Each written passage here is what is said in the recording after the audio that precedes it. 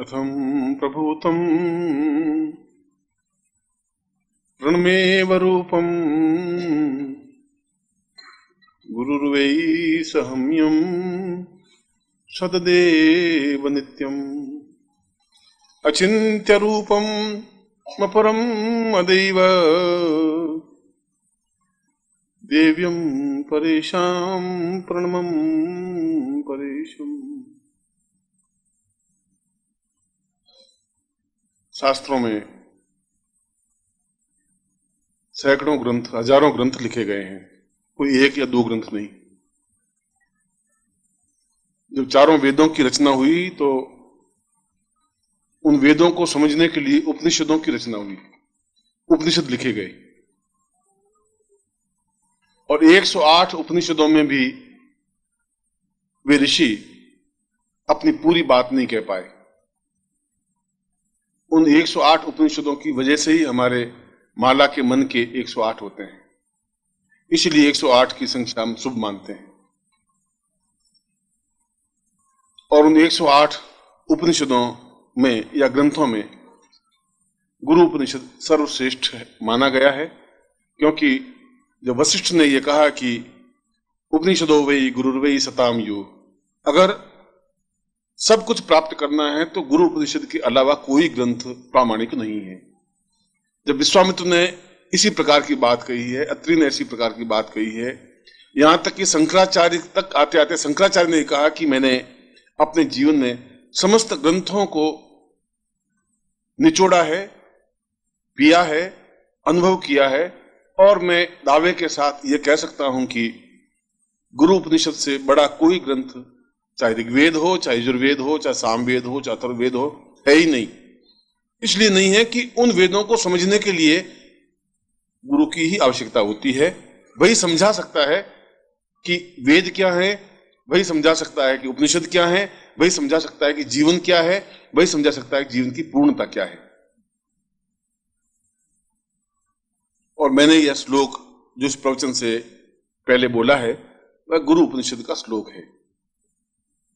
और इस श्लोक में बहुत ही उत्तम कोटि की बात कही गई है। उत्तम कोटि की बात इसलिए कि ठीक इसी श्लोक को शंकराचार्य ने भी कहा अपने शंकर भाष्य में, जो उनका सर्वश्रेष्ठ ग्रंथ है और जिसको आज पूरा संसार, उनकी फ्रेंच में अनुवाद हुआ है, उसका इंग्लिश में अनुवाद हुआ है, उसका सभी भाषाओं में अनुवाद हुआ है। कठिन ग्रंथ है, फिर भी इस बात को स्वीकार किया है अंग्रेज विद्वानों ने और अमेरिकन ने और फ्रांस ने और जर्मनी ने भी, जापान ने भी, कि इसमें जो कुछ तथ्य है वो अपने आप में अद्वितीय है। और वे के वे भाव शंकराचार्य ने भी कहा है कि सताम वै परेवम प्रणवम परेशम गुरुर्वै पदे पूर्ण मदेव नित्यम अचिंत्य रूपम सहितम सदैव आत्मानुभूति परमम परसम पदैव। और उस श्लोक का अर्थ और इस श्लोक का अर्थ एक ही है। और वो श्लोक लिखा गया आज से 40,000 साल पहले, ये श्लोक लिखा गया आज से 3,000 साल पहले। इसका मतलब 37,000 सालों तक ये विचार हमारे शास्त्रों में मंथन करता रहा कि यही जीवन का सार है, यही जीवन का आधार है, यही जीवन की पूर्णता है। ऐसा इस श्लोक में क्या है? क्यों इस श्लोक को इतनी महत्ता दी गई है? इस श्लोक में यह बताया गया है कि व्यक्ति अपने आप में पूर्ण है ही नहीं।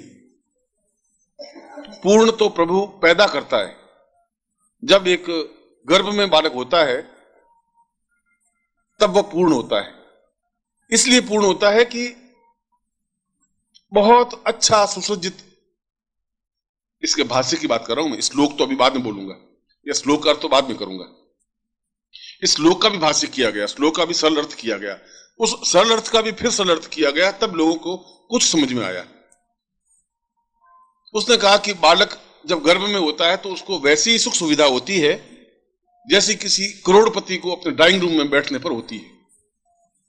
ड्राइंग रूम में भी न सर्दी लगती है न गर्मी लगती है, एयर कंडीशन होता है, हीटर लगा होता है, एक सोफा लगा होता है बहुत अच्छा, किसी प्रकार की उसको तकलीफ नहीं होती है। और भोजन की चिंता नहीं होती, खाने पीने कमाने की चिंता नहीं होती, सब कुछ सुविधाएं होती हैं। ठीक ऐसी ही सुविधा उस गर्भ के बालक को भी होती है। कोई तकलीफ उसको नहीं होती, न सर्दी, न गर्मी, न बरसात, न चिंता, न परेशानी, न तनाव। और उसके बावजूद भी वह उन सब सुखों को लात मार करके जन्म ले लेता है। इसलिए उसको पूर्ण माना गया। इतनी सुख सुविधाओं को लात मार करके और उस कोलाहल भरे विश्व में, क्योंकि जन्म होते ही सैकड़ों बंधन उसके गले में पड़ जाते हैं। जो जिस मोमेंट में पैदा हुआ, जिस मिनट में पैदा हुआ, 7:41 में पैदा हुआ, और 41वें मिनट में ही उसके 200 बंधन पड़ गए। एक ने कहा मैं तुम्हारा चाचा हूं, ये बंधन। दूसरे ने कहा मैं तेरा पिता हूं। तीसरे ने कहा मैं मां हूं। चौथे ने कहा मैं तेरी दादी हूं।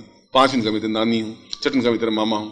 अब बंधन ही बंधन। अभी तो पूरा 1 सेकंड नहीं हुआ है, इतने बंधन तो उसके गले में पड़ गए। और ज्यों ज्यों जन्म लेता रहता है, बड़ा होता जाता है, त्यों त्यों और बंधन उसके शरीर को जकड़ते रहते हैं।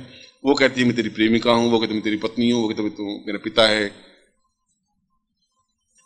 अंतिम क्षण तक उस बंधनों में जकड़ा हुआ और चिता पे जाकर सो जाता है।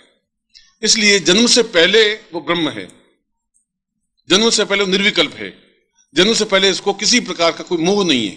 मोह नहीं है, इसीलिए उस सुख सुविधाओं को, उस आनंद को, इसलिए उस गर्भ के बालक को ब्रह्म कहा गया है।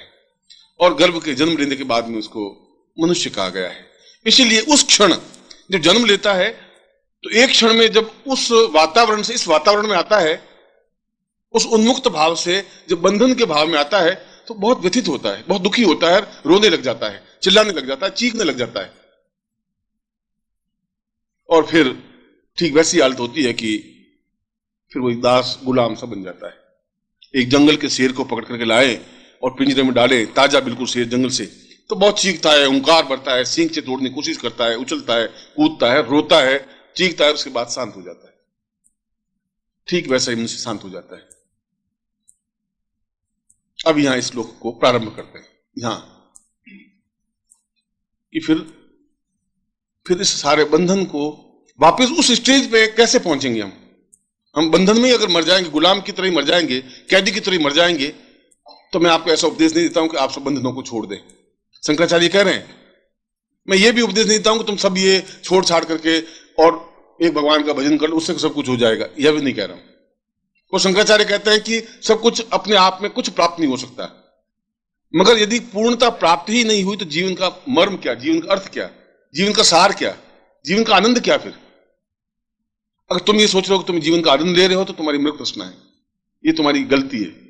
हम कभी अपने आप में एडजस्ट होने की कोशिश करते हैं कि हम बहुत सुखी हैं, मगर सुखी आप इसलिए हैं, उस सुख को तुमने देखा नहीं इसलिए इसको सुख मान रहे हो।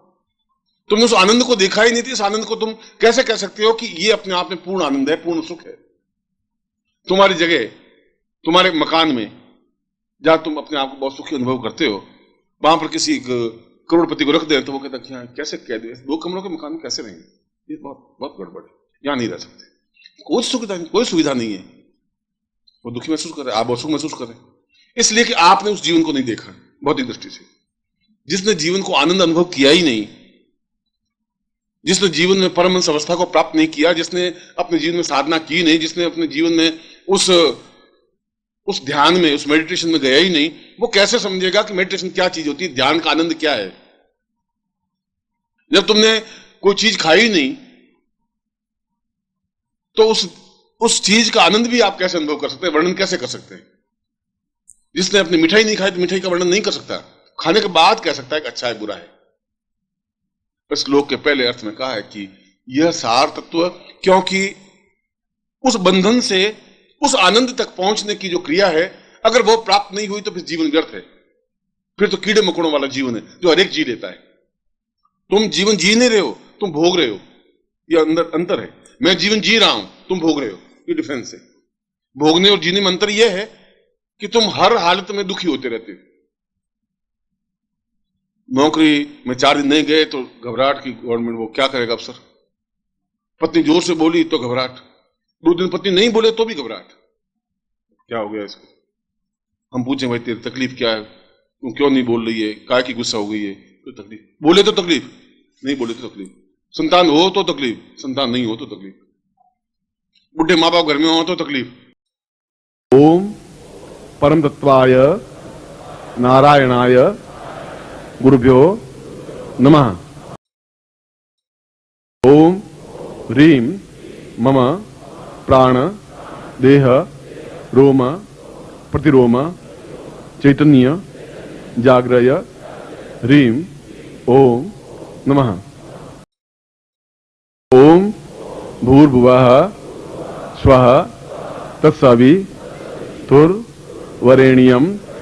भर्गो देवस्य धीमहि धियो यो नः प्रचोदयात्।